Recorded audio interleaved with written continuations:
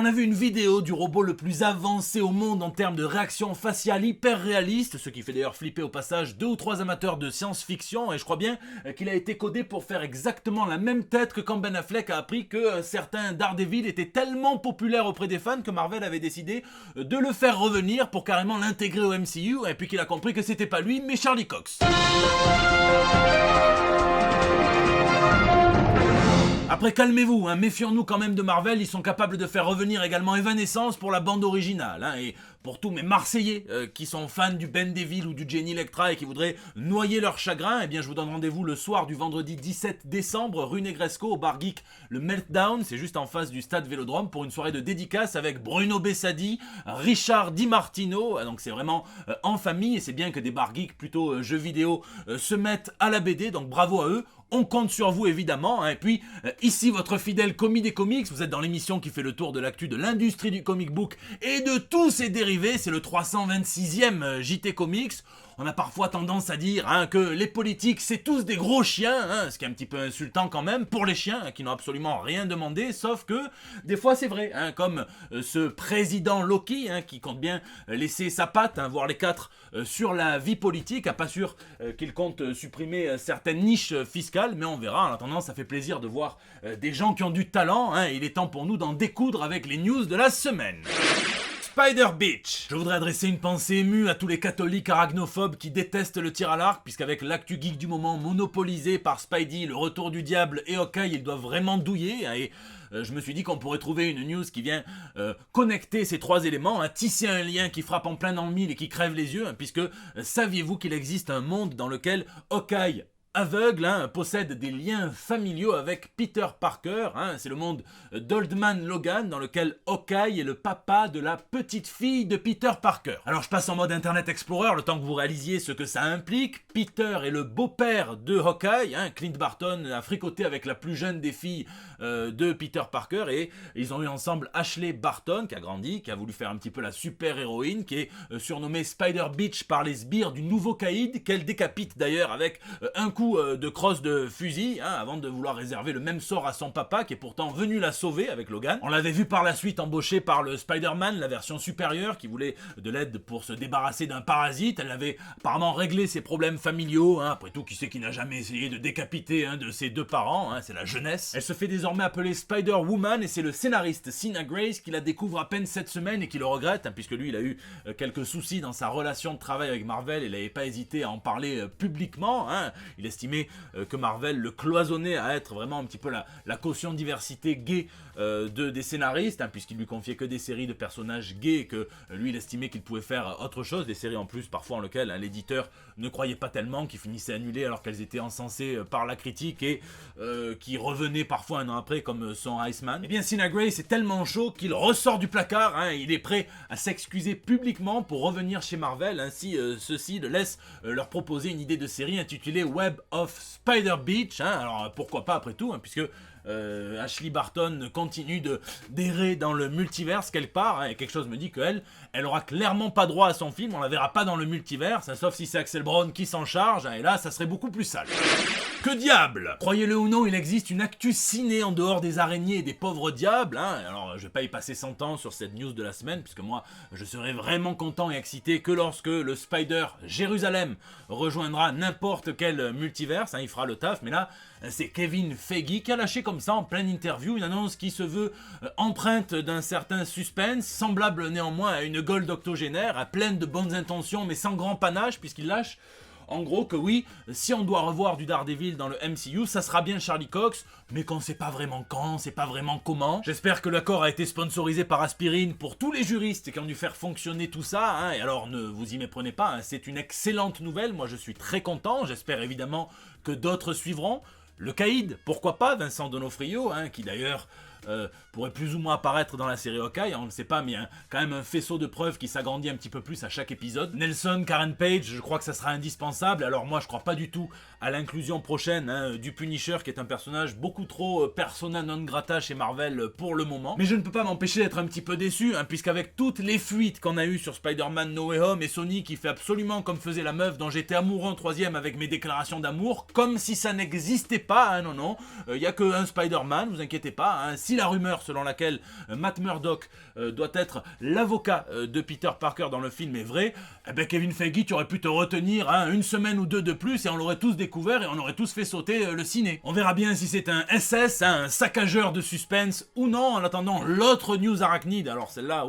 oulala, c'est le retour de Miles Morales dans le film d'animation Into the Spider-Verse, le numéro 2 avec la bonne surprise de découvrir à la fin de la bande-annonce partie 1, alors à moins que Sony nous fasse l'ascenseur émotionnel du siècle et nous mette partie 1 sur 1, à la fin du prochain trailer, eh bien il devrait y avoir 2 films avec plein d'ajouts assez spectaculaires, certains assez inattendus, comme quand Spider-Man passe à travers ce que je vais appeler moi l'espèce de colon multiversel et qu'il tombe dans une espèce de mégalopole indienne, où on peut peut-être s'imaginer que ça va être le Spider-Man indien qu'on avait découvert dans une mini-série en 4 chapitres en 2004 et qui avait été rappelé dans le Spider-Verse d'Octopus. On aura aussi des valeurs sûres et très attendues avec le Spider-Man de toute une génération qui était déjà dans le turfu, celui de 2099, Miguel O'Hara, et c'est Oscar Isaac, l'acteur qui sera chargé de lui prêter sa voix, et alors si ça c'est pas une raison d'avoir déjà des triples demi-molles cosmiques, je sais pas ce qu'il vous faut, mais je vais quand même vous en mettre une autre, puisqu'on sait que ce film d'animation qui a un petit peu révolutionné la façon de faire de l'animation avec une technique ultra pointue, notamment quand ils utilisent un nombre d'images par seconde différent suivant s'ils animent tel ou tel Spider personnage pour justement venir coller au propos. Et bien là, ce film qui ressemble beaucoup aux comics, eh bien il sera fait par des légendes du comics, puisqu'on sait qu'un des concept artistes du film n'est autre que Bill Sienkiewicz. Alors on commence à s'approcher de la recette parfaite. D'ailleurs l'animation a beaucoup le vent en poupe en ce moment. Vous l'avez vu avec du Invincible, avec du Super Crooks, et Eric Kripke a annoncé un spin-off de la série The Boys intitulé Diabolique, qui sera sous format d'anthologie, à savoir donc décousu par l'intrigue mais plutôt relié par l'univers, qui présentera des tranches de vie des petits gars, présents, passés, j'en sais absolument rien, mais vu ce qu'ils se sont permis de faire en prise de vue réelle, j'imagine même pas ce qu'ils vont nous faire en animation. C'est déjà en plus le deuxième spin-off de la série The Boys. Chez DC aussi on verse dans l'animation, ce qui est pas nouveau vous allez me dire, mais là Ron Clements et John Muskers nous préparent un film sur les robots Metal Men, les super-héros préférés de tous les ferrailleurs. Et alors la nouvelle bombe de Sean Phillips et Ed Brubaker pourrait peut-être être adaptée au grand ou petit écran, c'est pas exactement puisque c'est pas sûr en plus, mais on a vu un acteur qui est habitué à incarner les créations du scénariste, Sebastian Stan, le soldat d'hiver, lire avec une certaine avidité ce comics dont je vous parlais d'ailleurs très prochainement. Rien de sûr mais ça serait terrible. Alors ça me donne aussi à la fois l'espoir de voir une série dans l'univers Criminals et à la fois la crainte que cet univers qui est si parfait, si juste dans les comics soit un petit peu décevant, transposé ailleurs. Donc en attendant, lisez Reckless et Criminals, c'est chez Delcourt en VF, et puis alors lui il aura mis beaucoup de temps à terminer sa série, mais Joe Madureira le vent en poupe aussi, puisque son Battle Chaser sera adapté en série, et pas par n'importe qui, par le créateur de la franchise de John Wick, Derek Kolstad, qui va se charger d'adapter les aventures de cette petite fille en quête de son papa. Alors elle est aidée par des alliés quelque peu brutaux et une paire de gants magiques, et s'ils avaient été dans l'univers d'Harry Potter, la formule ça aurait été patate de forain Kedavra, en espérant qu'ils mettent pas plus de 20 ans à nous sortir le dernier épisode, sinon c'est plus du cliffhanger, c'est carrément la planète Vormir le truc. Et puis en parlant de tomber de haut, je vous ai réservé la meilleure news pour la fin, puisque la chauve-souris a aussi pas mal la cote en ce moment, et qu'en plus de la nouvelle série animée sur Batman par Bruce Timm, par Matt Reeves, eh bien les acteurs Kevin Conroy, Batman, et John Glover, l'homme mystère, ont annoncé qu'une série audio scénarisée par Alan Burnett, qui était déjà scénariste sur la série animée Batman, viendrait poursuivre cette dernière, et vous serez ravis d'apprendre qu'en plus des acteurs originels qui reviennent, Danny Elfman aussi à la musique. Que demande le peuple ? Toujours plus! Et puis dans le reste de l'actu comics, on suit la tendance avec Spider-Man qui répand son fluide arachnéen absolument partout, à tel point qu'on fait même des comics sur les gadgets de Peter Parker, les Spider Robots. Alors c'est bien, c'est marrant, c'est une exclue numérique réservée à l'application Marvel Unlimited. Ça permettra peut-être au passage de rappeler qu'en plus d'être un sacré blagueur, Peter Parker est aussi un petit génie. Mais c'est quoi la prochaine étape? Un comic sur le stérilet de Tante May qui est un T800 d'infiltration, ou bien un Decepticon qui a pas intérêt à s'ouvrir quand il est au chaud? Puis en parlant de cette déesse aux cheveux immaculée, il faut savoir qu'elle a quand même eu une sacrée vie elle aussi, notamment au niveau sentimental. Elle est d'abord tombée love d'un voyou, et puis après c'est Ben Parker qui l'a remis dans le droit chemin, sinon ça aurait été elle la star de Orange is the New Black. Puis elle a eu une aventure et elle a même failli se marier avec le Docteur Octopus. Alors de là à dire qu'elle aurait dépensé l'intégralité de son passe culture dans du hentai, il n'y a qu'un pas. Et forcément, les comics viennent un petit peu surfer sur le retour du personnage, incarné par Alfred Molina dans le prochain Spider-Man, puisqu'on verra dans le Amazing Spider-Man numéro 80, Doc Ock avec Tante May, alors sur la couverture il y a marqué que c'est le couple le plus chaud des comics, pour moi la question n'est pas de savoir s'ils sont chauds mais s'ils sont échangistes, puisque j'ai quelques comics en rap qui traînent et des pins, et qu'on peut toujours négocier. Pour les fans de Batman et des feuillages, sachez que Sean Murphy va bientôt annoncer la prochaine brique de son Murphyverse, il a fait ça avec une image qui laisse penser que ça serait centré autour de la figure du Joker. Et enfin, c'est pas une blague justement, mais l'industrie française du comics est rattrapée par l'état actuel du monde, la pandémie, l'inflation, les pénuries, et certains éditeurs de comics vont augmenter leur prix. C'est Panini qui l'a annoncé en premier de façon très claire et très transparente, mais apparemment d'autres éditeurs vont suivre. Il faut savoir que c'est quand même pas une fatalité, puisque notamment dans le monde du manga, qui est quand même en meilleure santé, eh bien certains éditeurs ont choisi de ne pas augmenter leurs tarifs en 2022, en espérant que ça ne soit pas l'équivalent du snap de Thanos sur le lectorat de comics français. Je tiens à adresser tout mon soutien au dessinateur et scénariste de légende Georges Pérez, qui a malheureusement annoncé qu'il était atteint d'un cancer du pancréas de stade 3, donc vraiment tout mon courage à lui et à tous ses proches. Lisez. Alors moi cette semaine je suis comme Namor, complètement sous l'eau, et je suis comme Flash puisque je cours partout, donc j'ai pas eu beaucoup le temps de lire, mais j'ai reçu ça de la part de Panini et ça m'a renvoyé dans ma jeunesse, puisque je me souviens très bien de ce Un jour nouveau. Alors on sortait de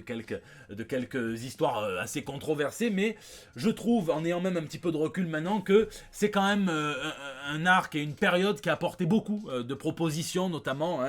sur le personnage de Peter Parker, les débuts de Dan Slott sur son run qui a fini par durer 10 ans. Puisque j'adore sur le début de ce run, c'est que c'est dessiné par l'un des meilleurs duos des comics modernes à mon goût, Steve McNiven au dessin et Dexter Vines à l'ancrage. J'ai aussi continué ma relecture de Calvin et Hobbes et d'Invincible, mais j'ai surtout beaucoup traduit dans le cadre de mon métier cette semaine, traduit pour Dice Throne, la saison 2, alors pas Adventures, mais moi je trouve que c'est un excellent jeu qui va un petit peu dépoussiérer le Yahtzee de l'époque, et il y a plein de nouveaux personnages qui me tardent vraiment de voir adaptés en français. C'est par Lucky Duck Games. On refera peut-être une soirée où je me ferai démonter par mes propres amis. Bon, ça c'est comme ça. En attendant, il y aura une nouvelle soirée commis joueur sponsorisée par Philibert, celle-ci, et ça sera sur Marvel Champions. Ça sera dans les semaines à venir. Je vous tiens au courant dans le JT de la semaine prochaine, et je vous laisse aussi me dire ce que vous lisez ou geekez dans les commentaires, puisque c'est la fin de ce JT. Je vous remercie d'être toujours aussi nombreux à le suivre, à laisser vos pouces bleus, à partager sur Facebook, à tweeter, à retweeter, à m'incorporer dans vos stories Instagram. Ça me fait chaud au cœur. Je vous laisse réagir dans les commentaires sur YouTube,